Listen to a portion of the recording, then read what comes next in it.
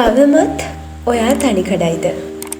ඔයාට ආදරය කරන්න ආදරවන්තියක් ආදරවන්තයෙක් තවමත් නැද්ද? ඔයාගේ යාළුවට මේ වෙනකොටත් ආදරය කරන්න කෙනෙක් ඉන්නවා. ඒ දෙන්න කෝල් කරනවා, නිතරම මැසේජ් කරනවා, නිතරම හම්බ වෙන්න එනවා. විශේෂ අවස්ථාවලට දෙන්න තෑගි දෙනවා. මේ දේවල් දිහා බලලා ඔයා හරියට දුක් වෙනවා. මට තවමත් ආදරය කරන්න කෙනෙක් නැහැ කියලා.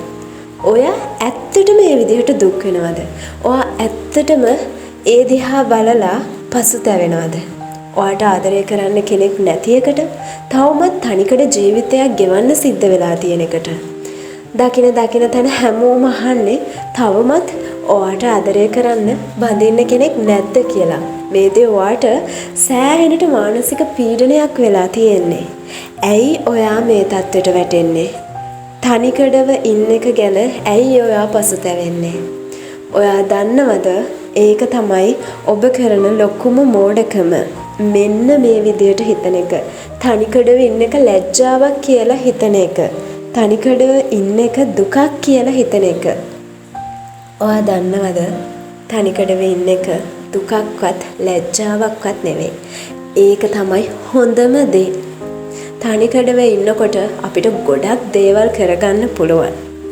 අපේ ජීවිතයේ ලස්සන ප්ලෑන්ස් ටිකක් අපිට අචීව් කරගන්න පුළුවන් අපි තනියම ජීවත් වෙනකොට.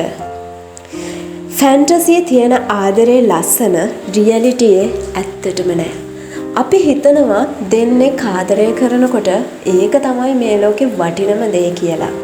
ඒ වුණාට ඔයා දන්නවද ආදරය කරන මිනිස්සු අතරේ වෙලාවකට ප්‍රශ්න ගොඩයි. තනියම ඉන්නකොට මේ කිසිම දෙයක් නැහැ.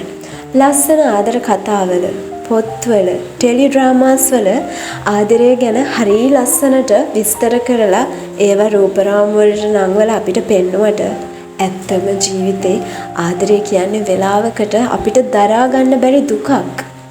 සමහර අවස්ථාවලදී අපිට අපිවම දරා ගන්න බැරි තැනටපත් වෙන තරම් දුකක්. ඉතින් ඇයි ඔබ තනිකඩව ඉඳීම ගැන දුක් වෙන්නේ? ඇයි ඔබට තවමත් ආදරයක් නැති එක ගැන ඔබ දුක් වෙන්නේ? ආදරේ තියෙන හැම තැනකම සතුට නැහැ. ගොඩක් තැන්වල ආදරය නිසා දුක උපදිනවයි කියන එක ඔයා දැනගෙන නෙවෙයි එහෙනම් ඔයා තනිකඩව ඉන්න එක ගැන ඔය පසුතැවෙන්නේ. තනිකඩ ජීවිතේ තමයි නිදහස්ම ජීවිතේ. විඳින්න ගොඩාක් දේවල් තියෙනවා. අපේ ජීවිතේ අපිට උපරිමයටම විඳින්න පුළුවන්. නීති දාන්න අය නැහැ. අපිව යටත් කරගෙන ඉන්න අය නැහැ. ඉතින් අපිට පුළුවන් ඒ තනිකඩ ජීවිතය ඇතුලේ ලස්සනට අපේ ජීවිතේ විඳින්න. ඉතින් එහෙම අවස්ථාවක් ලැබිලා තියෙන තනිකඩ ඔබ ඇයි ඔබට ආදරය කරන්න කෙනෙක් නැහැ කියලා ලැජ්ජාවට ඒකපත් වෙන දෙයක් කියලා හිතන්නේ? ඇයි ඔබ ඒ ගැන පසුතැවෙන්නේ? පාසල් යන කාලේ, අපිට මුදල් උපයන්න පුළුවන් කාලේ අපි කොහෙවත් යන මේ ආදර පළහිලව්වක් ඇතුළට දාගෙන ජීවිතය සම්පූර්ණයෙන්ම විඳවන තැනටපත් වෙනවා.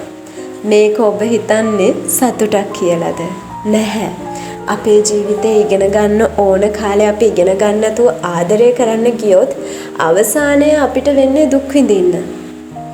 හරියට ජොබ් එකක් නැහැ, මුදල් උපය ගන්න විදිහක් නැහැ. මොකද ඔබ කරේ ඉගෙන ගන්න ඕන කාලෙත් ආදරය කියන පළහිලව්ව පටලව ගත් එක. ඔබේ ජීවිතේ ඔබට අධ්‍යාපනය ලබා ගන්න ඕන කාලේ, ඔබට මුදල් උපයන්න තියෙන කාලේ ඔබ ඒ වෙනුවෙන් කැප කරන්න. ඊට පස්සේ ඔබට පුළුවන් ලස්සන ආදර කතාවක් පටන් ගන්න. අන්න එදාට ඔබ ගොඩ ගිහින් ඉන්න දවසට ඔය නැති ආදරවන්තයෝ ඔයාව හොයාගෙන එන්නේ ඔයාටවත් හිතා ගන්න බැරි විදිහට. ඒ වගේම තමයි එයාගේ පවුල් වල අය ඔයාට කැමති වෙන්නේත් ඔයාටවත් හිතා ගන්න බැරි විදිහට.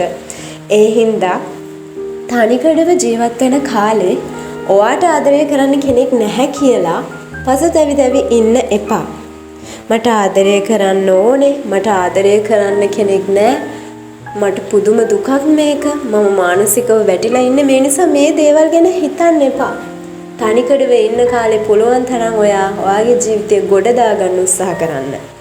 ආදරය කියලා මට ආදරය කරන්න ඕන කෙනෙක් ඕන කියලා කොහෙවත් යන ඔයාට නොගැලපෙන දෙයක් ඔයාගේ කරේ දාගන්න යන්නත් එපා.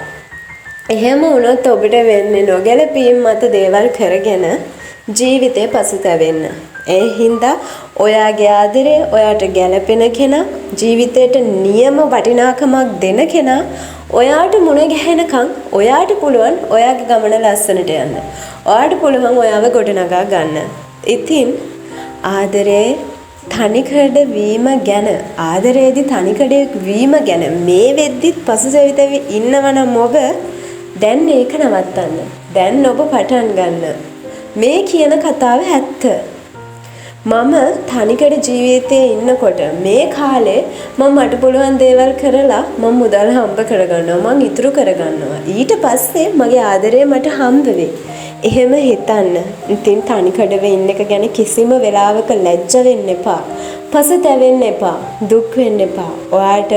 ඔයාව ඔයාට වටින ආදරය මුණ ගැහෙනකන් හරිම ඉවසීමෙන් ඔයා ලස්සනට ඔයාගේ ගමන යන්න. ඉතින් එහෙනම් මම හිතනවා මේ වීඩියෝව තනිකඩව ජීවත් වෙන තනිකඩ වීම ගැන දුක් වෙවි ඉන්න අපේ සහෝදර සහෝදරියෝ ඔයාලා හැමෝටම ගොඩක් වටින වීඩියෝවක් කියලා.